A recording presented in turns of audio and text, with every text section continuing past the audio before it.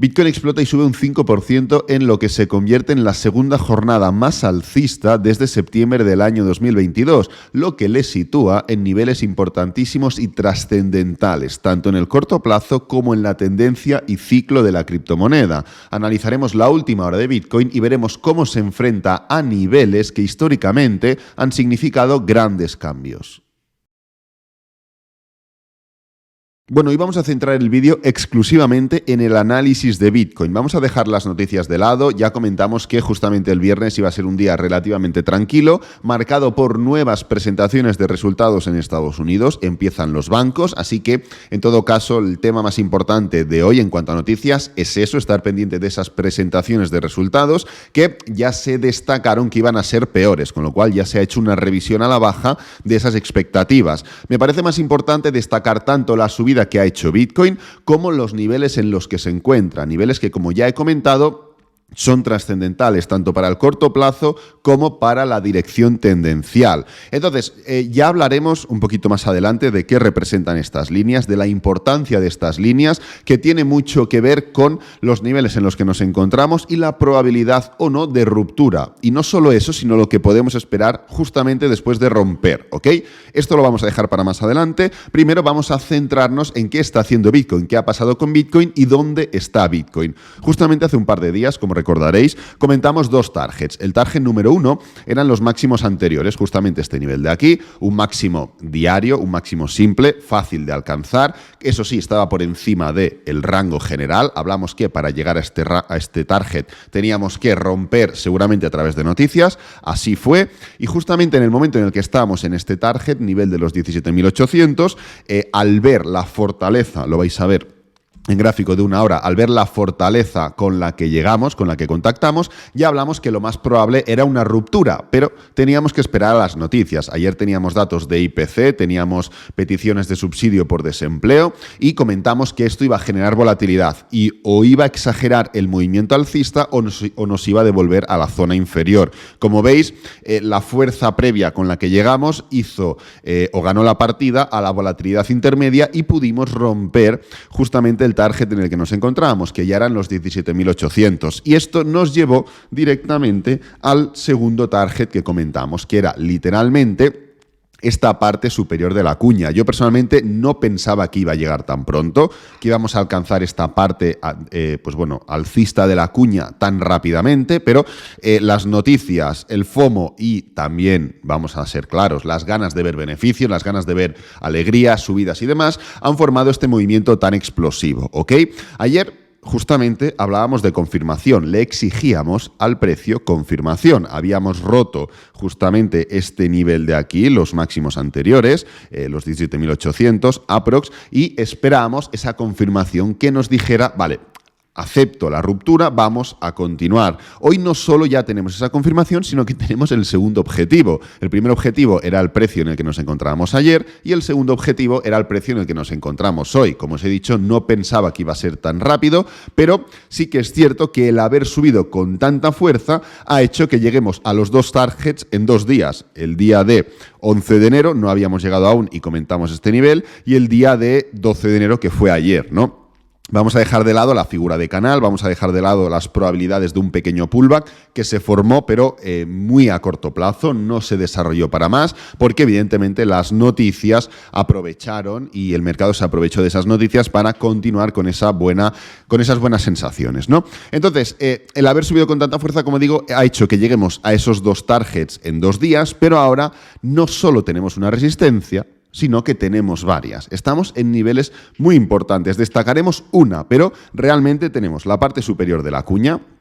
Aquí la tenéis, estamos justamente en la parte superior de la cuña. Tenemos esta zona sombreada semanal, tenemos esta zona sombreada en gráfico diario, que son más o menos la misma. Estamos muy cerca, de la media móvil de 200 diaria, como lo veis por aquí. Estamos literalmente a menos de un 3%, un 3,10% de la media móvil de 200 diaria. Estamos muy cerca de la media móvil de 50 mensual, fijaros, lo tenemos por aquí, un 26-27%. muy cerca, entre comillas, y también estamos relativamente cerca de la media móvil de 20 mensual, ¿no? A un 40% aproximadamente. Como podéis comprobar, justo hemos llegado a los mínimos que comentamos de momento. Ya hemos hablado muchas veces que lo más probable es que esto no sea el mínimo del mercado.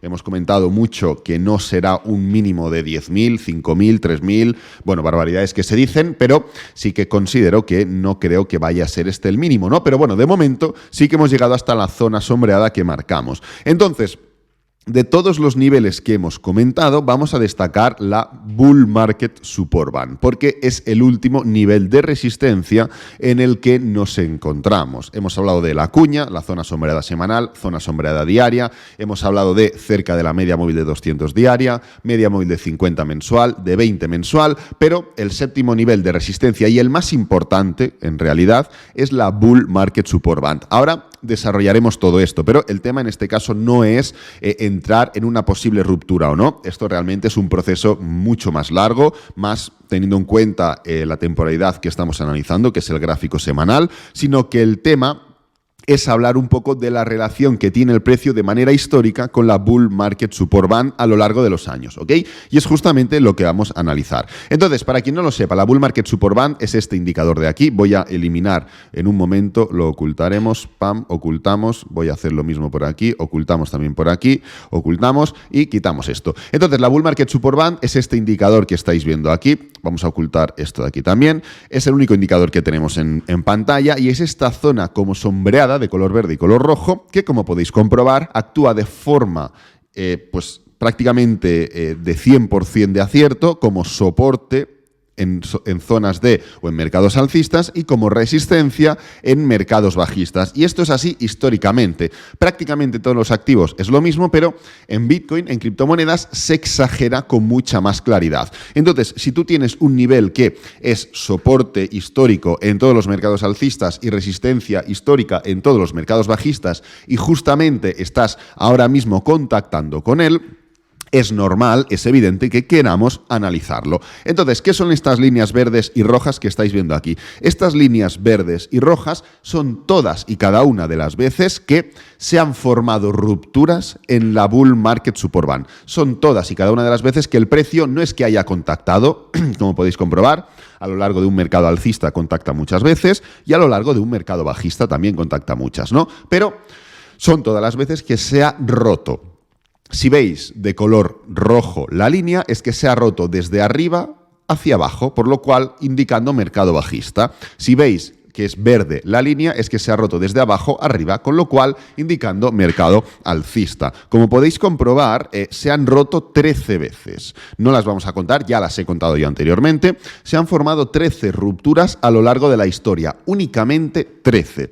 Lo interesante no es quedarnos en ese dato, sino que es destacar y analizar ese dato. 6 rupturas.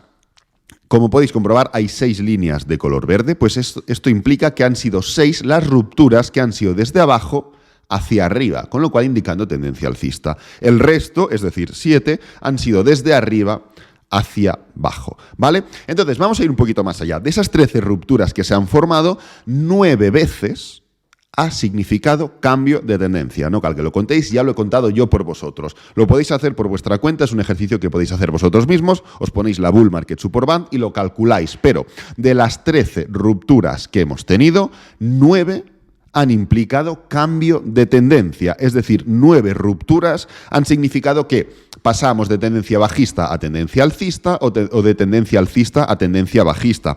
Entonces, esta división es muy sencilla, lo único que tenemos que hacer es dividir 9 entre 13 y multiplicarlo por 100 y tenemos un 69%. ¿Este dato qué implica? Esto implica que el 69% de las veces que se ha roto la Bull Market Support Band significa tendencia. ¿Vale?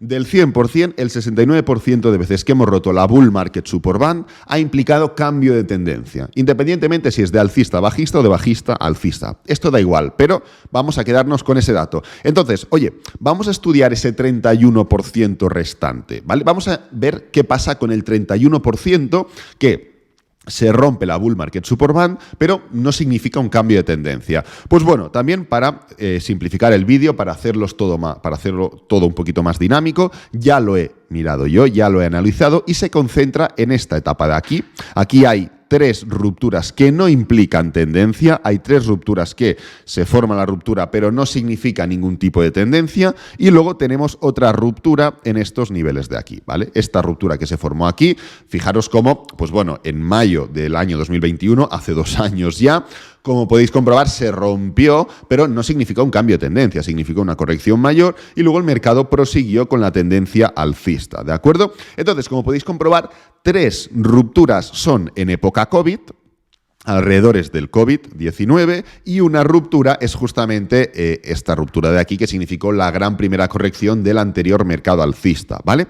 ¿Esto qué nos dice? Esto nos dice que de las 4 restantes, justamente tenemos 13 rupturas en total. Tenemos 9 que han significado tendencia. Nos quedan 4. Pues de esas 4 rupturas, que hemos visto que 3 están aquí y una está aquí, 3 no crean tendencia porque el mercado ya viene de una tendencia concreta y son noticias las que generan volatilidad y por lo cual generan cruce de medias móviles. Una media móvil, un indicador dinámico, un oscilador, va muy bien en tendencia. ¿Por qué va muy bien en tendencia? Porque sigue de cerca al precio, tanto para arriba como por abajo. ¿Qué pasa cuando entramos en rango? Que las medias móviles, por ejemplo, cruzan por el medio y no sirven igual.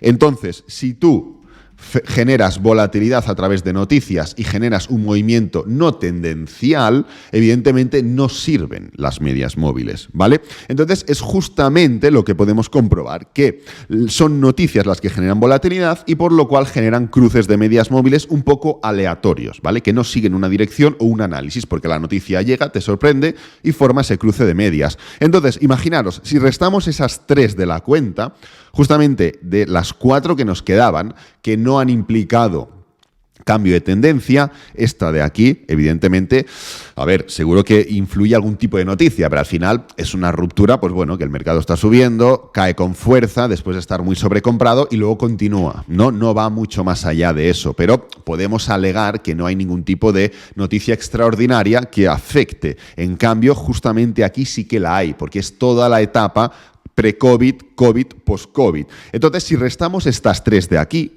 las referentes a la etapa pre, durante y post-COVID, nos quedan 10 rupturas, ¿vale? Tenemos 13 rupturas en total, restamos estas 3, nos quedan 10 rupturas. Pues justamente de estas 10 rupturas que se han formado, tanto para arriba como para abajo de la Bull Market Support Band, lo que podemos encontrar es que solo una no ha significado tendencia. Todas las otras demás han significado tendencia, con lo cual el 90% de las rupturas de la Bull Market Support Band forman tendencia, a menos que haya noticias de por medio que alteren esa secuencia, algo que evidentemente es totalmente incontrolable. ¿Entendéis? Entonces, el dato es realmente sorprendente porque te está diciendo que, a menos que haya noticias que no podemos controlar, porque no podemos planificar, cuando se rompe la Bull Market Support Band, en un 90% de probabilidades, y son datos, no es un análisis subjetivo, no es, oye, me pica por aquí, me pica por allá, me sopla el viento. No, es 90% de probabilidades, cuando se rompe la Bull Market Support Band y no hay noticias de por medio, se forma tendencia. Pero oye, vamos a analizar igualmente estos 4 cruces, estas 4 rupturas que con o sin noticias se han formado, porque al final, si tú haces así, estos 4 cruces, el anterior y los 3 representativos de la etapa COVID, significan una ruptura y forman ese cruce que solo hemos tenido 13 veces en toda la historia de Bitcoin. Bueno, vamos a analizarlos, muy rápidamente para ver si podemos sacar algún tipo de conclusión. Como podéis comprobar, la primera ruptura de todas las que no forma tendencia sucede la semana del 23 de septiembre y como podéis comprobar forma un pequeño movimiento bajista, un pequeño movimiento bajista, es un 28%, pero enseguida vuelve a la normalidad. ¿Por qué? Pues porque cae, desacelera enseguida y se da la vuelta, ¿no?